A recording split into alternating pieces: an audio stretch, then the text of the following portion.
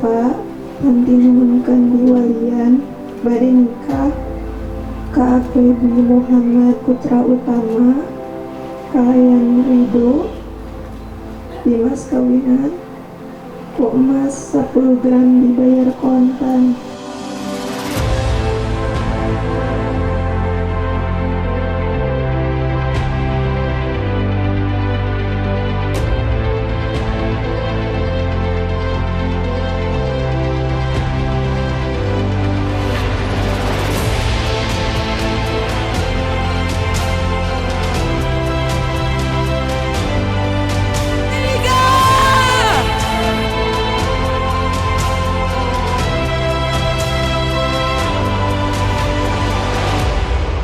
Abdi nampi nikah Katanti Aprianti putri Bapak kanggo abdi kalayan nganggo emas kawin 10 gram emas dibayar kontan.